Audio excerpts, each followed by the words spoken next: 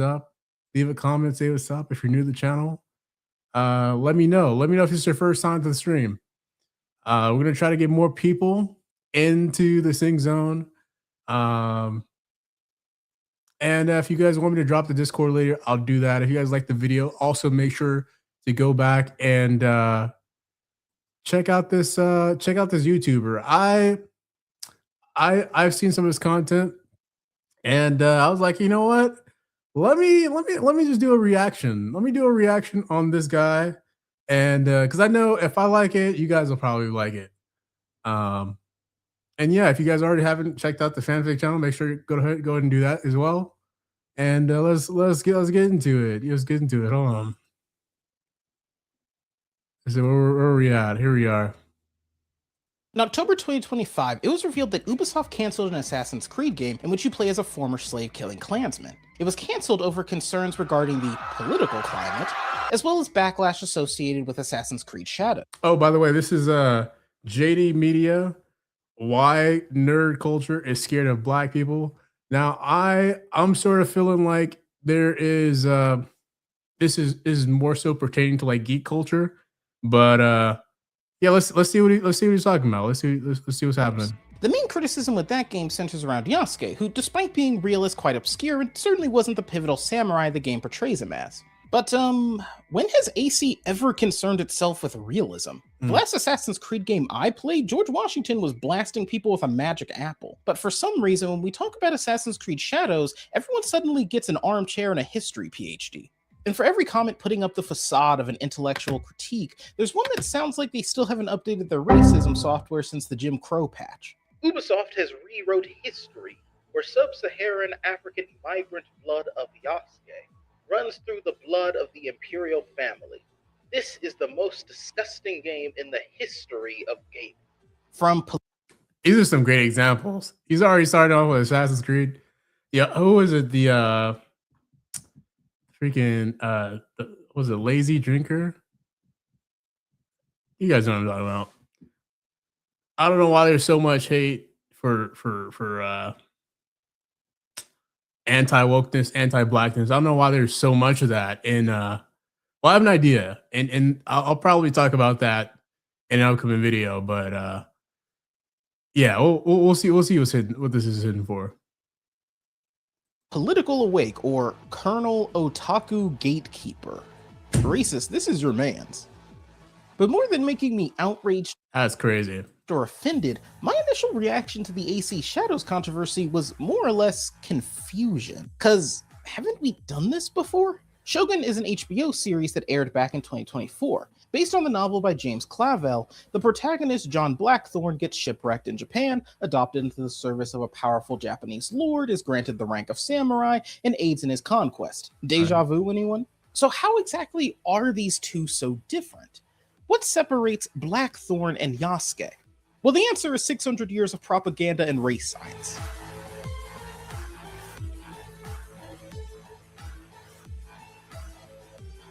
What was that? Is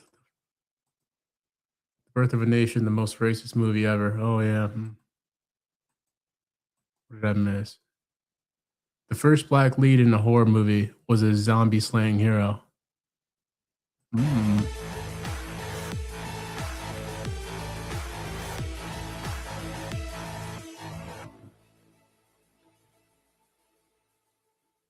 In the aftermath of World War I, Italy got very little. I totally missed that. What was that? Why nerd culture is scared of... Okay, all right, this is it, guys. In the aftermath of World War I, Italy got very little. The economy was wrecked, its government was weak, and there was a steep political divide that exacerbated every issue. And so strolled in the father of fascism, Benito Mussolini. His idea went something like this. What if I was able to somehow unite everyone under a single common cause, to forgo individuality and instead place their trust and belief in nationality and culture itself? It would require a singular strongman, a charismatic pinnacle of the culture, and of course, an emphasis on militarism, so that no one steps out of line. But see, the two most important elements to make fascism work are an enemy to fight and a history to mythologize. See, a lot of people look at a term like white nationalism and just kind of file it under that folder in their head labeled racist stuff. But let's actually break it down. White nationalists believe that all white people are part If you guys haven't seen this movie, go ahead and check this out. This is called Midsummer. This movie is crazy. of a collective, and that collective is both under attack Our blessed home. He's talking about white nationalism here. Our glory leader, a great region, our noble. Okay, so this is yeah, or you know, getting us a layout here. The barbarous waste. All right, cool. All right, I like this. yet inherently superior. Superior to what exactly? Well, we'll come back to that in a second, but first we gotta tackle the most fundamental flaw in this line of thinking, that being whitehood isn't a real thing. Race isn't genealogy, nor is it ethnicity. Again, the first rule of fascism is to mythologize history. Yep. White nationalism needs you to buy into the thought process that for thousands of years, our ancestors all lived in perfectly hegemonic ethnostates, Right. in which A, culture mattered way more than it actually did in history, but also B, skin color equals culture? This is the logical fallacy that critical race theory tries to point out. Scientifically speaking, no one is really white. They are Irish, or they are Italian, or they are Syrian. Yeah, check it out. There are a grand total of 5 races according to the US government, meaning Syrians are white. And over the course of history, basically every immigrant group has at one point attempted to argue that they belong in Whiteville. Mexicans, Middle Easterners, Asians, all of these groups, which have tons of categories within themselves, were at one point labeled as white. And of course, Jewish people, Irish, Italians, all of these groups were once considered not white. So what exactly is the truth? The debate over what is white matters solely due to what being white means. For a long time, American citizenship was limited to people who were classified as white. It is quite literally an exclusionary designation that doesn't mean anything on its own. It lets you know who is welcome to the club and who. I love this. I love how he's breaking it down. He's breaking it down to the normacies that America has tried to invoke on its people, try to enforce on its people. You know, they're not really practical. You know, these are just things that that that's been pushed upon us, you know, in terms of race. I love this so far. Who should keep walking. So, what is whiteness? The answer is whiteness is not black. Who do white nationalists believe they are superior to? Anything that is the other. Looking through old census is one of the most damning arguments against white nationalism, since you get to watch in real time as the US government struggles to figure out what they themselves define as race.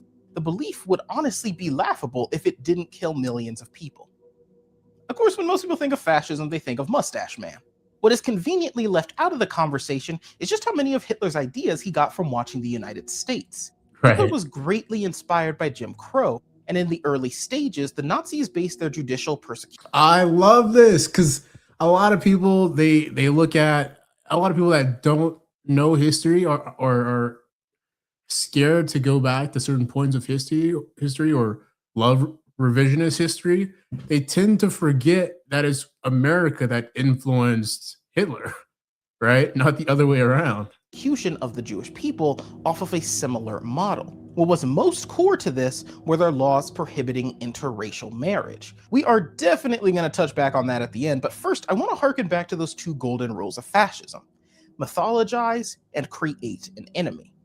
You see, if you want people to kill and enslave for the sake of the culture, you need to convince them the culture is worth killing and enslaving for. This is difficult because there is no culture worth killing and enslaving for.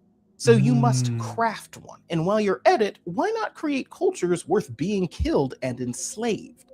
See, don't stop at mythologizing your own culture. Why not lie about others? Right. This comes in the form of fear-mongering, racist stereotypes, and other kinds of propaganda you're likely to hear this Thanksgiving. Exactly. But I want to actually talk about a more obscure form of this mythologizing. And that is what we see in the world of art and entertainment. Yeah, this video's about that, remember? Key to the mythology of a fascist state is the notion that culture is absolute, both in its importance as well as its hegemony. There is a reason for the salute, the uniforms, the slogan, the specific beauty standards. Fascism requires a model of excellence and a series of tropes that define the culture being marketed. Every facet of life must fit the brand, and this extends to art. This is how we arrive at media censorship, book burning, or the example I want to highlight here, Nazi art exhibitions. Right next to their own shining examples of what it means to be a proud Aryan creator, you'd have entire sections of the displays demonstrating. I love how he's going into detail. These are things that normal people or everyday people either don't remember, are too young to remember, or just have forgotten completely. So this is great right here. I love this. What was not accepted. Much of this was art created by Jewish or Black artists and was labeled the monstrous offspring of insanity, impudence, ineptitude, and sheer degeneracy. So while you bask at the degeneracy before you, I want you to consider where we might have heard similar ideas before. From rap music to video games to the Super Bowl halftime show. See, fascism is rather fragile. Yeah, history repeats when people are ignorant.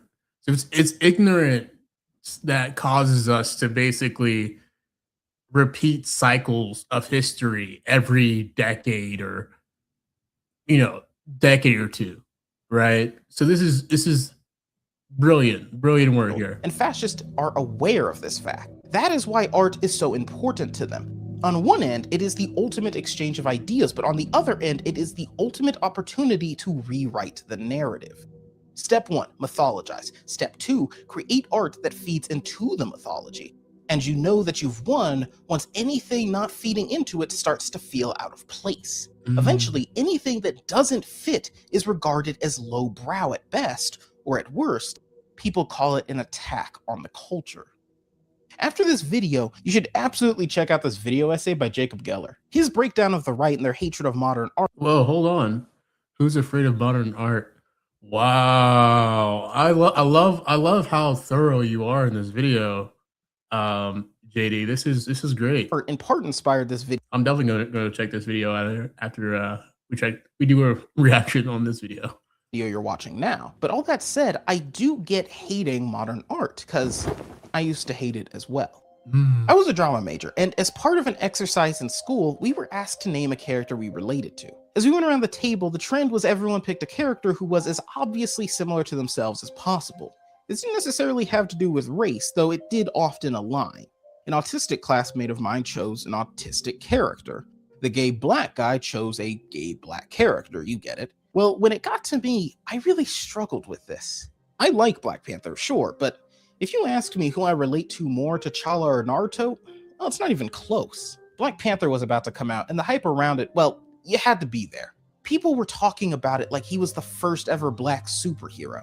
And while I'm not saying the movie wasn't a big deal, I have mixed emotions regarding where that hype came from. Case in point, my brother had a coworker at the time who, while discussing Marvel, said, "I'm excited for you. Now it's like you guys have your Superman too." Now, to be clear, I don't think this individual was trying to segregate superheroes. I bring the story up because of how well it illustrates the subtle reinforcement by our society that black is other. It is a quiet yet pervasive voice constantly telling us that white and black don't mix. Of course, a black man could never relate to Superman, but we got this other fictional guy for you. Don't worry, he fails the brown paper bag test just fine. But really, you look hard enough and you can find this social exclusion everywhere. This is what someone who lives in a suburb should look like, not this. This is what someone who listens to country should look like, not this. Of course, it harkens back to the Nazis. Wow, the slide over was crazy, dog. Yo, this is what art that's exactly what happens should look like, not this. But I did more than just question my blackness at school. As part of my writing program, I had the pleasure of seeing a friend of mine have his work performed on stage. Art school can get pretty weird. Theater kid stereotypes are accurate, and yes, it did feel like an episode of Victorious at times. My friend's play opened with a 5-minute monologue about gooning. No, I'm not kidding. And every time you thought it was over, oh, it got so much worse. It was the exact kind of material that would have been labeled degenerate barbarism by the Nazis or modern art by the far right today. And I'll admit, even trying to keep an open mind, I didn't exactly get it. That was until after the show, when I spoke to some other guy friends who did get it. They opened up to me about their porn addiction, something some of them had been struggling with since middle school. They told me that monologue was the first time they had ever felt seen, that their addiction wasn't being treated as a joke. That is what representation is, and that's why it's so important. And just like how not everyone has a porn addiction, not everyone is a black woman or a gay man or a Latin American. Not everything is for you, and that's all right. It seems so simple when you put it like that, but conservatives are selfish man-children who are not okay with anything falling outside their immediate circle of understanding. Oh my gosh, dude. Wow. Wow, that was very well worded. That was very it's true. That's And or use. fucking pronouns. Part of that is because fascism I mean, you know, it's very difficult to make a generalization because it's you could test it. runs completely contrary to this idea. It has to group you into the us versus them mentality. The idea of white is necessary because if everyone is a unique human being capable of engaging with others' ideas, well then there is no such thing as an other anymore. Therein lay the Yeah, white becomes default. Right. And people are okay with white being default, but you know, beauty of art. It is non-conforming. It is the expression of the soul itself. It's human.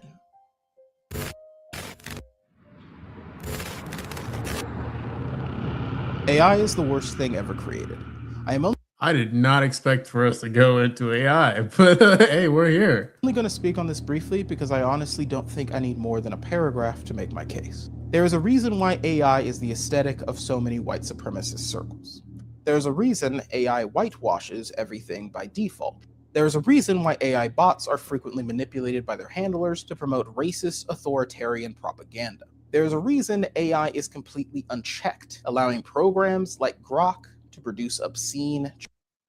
There's like, oh my gosh, I've got a video coming out. You know, if you haven't, again, if you aren't subscribed to the fanfic channel, go ahead and do that. You know, Child material. AI is an attempt by the incomprehensibly wealthy to bankrupt and brainwash you. Now, the mythology can be edited in real time. It's two birds with one stone. They can censor the artist while painting over history. Don't fall for the scam. Fuck AI. respect. So, we are finally here. Let's take everything we went over and see if we That was a light ass little jab there. Hey, respect. All right, cool. can at last answer why black cosplayers get bullied out of the hobby, why black VTubers get called monkey so often you'd think they're beefing with Frieza, and why Yasuke caused the Twitter weebs to have a full-on meltdown. Not only are fascist and nationalist ideas still around, but we have them baked into the fabric of our society. They have reached the point where anything not fitting into their rigid structure is labeled by gatekeeping purists as, well, impure. Nerd culture fears black people for the same reason mixed race couples are such a huge deal, or for the same reason a black woman making a country album turns so many heads. Black people in nerd culture does not promote hegemony. It doesn't play by the binary. Cultural fusion is the ultimate destruction of the fascist worldview. Progress has been made, but our society still has not defeated the hegemonic belief that one type of person belongs over here and the other belongs over there. You have perhaps heard that as a black person, your existence is political. Well, as a black nerd, your inclusion is controversial.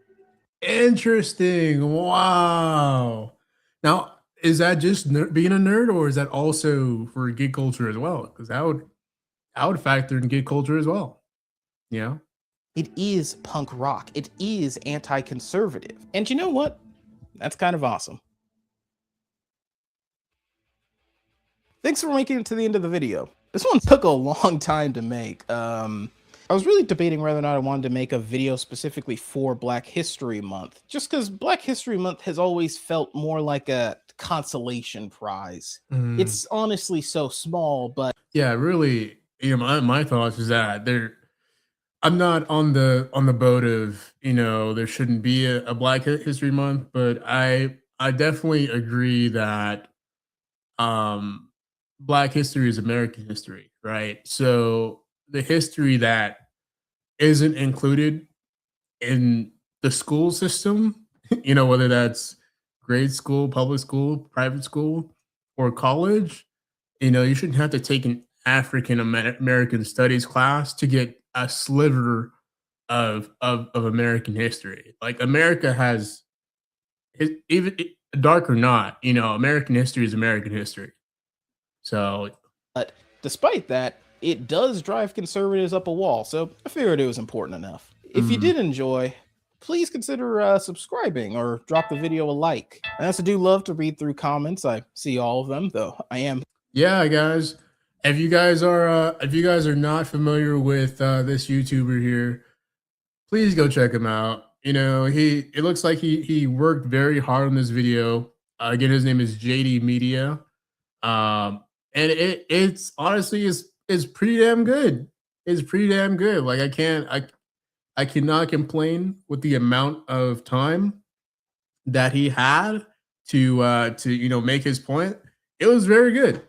It was very good. So go and subscribe to his channel.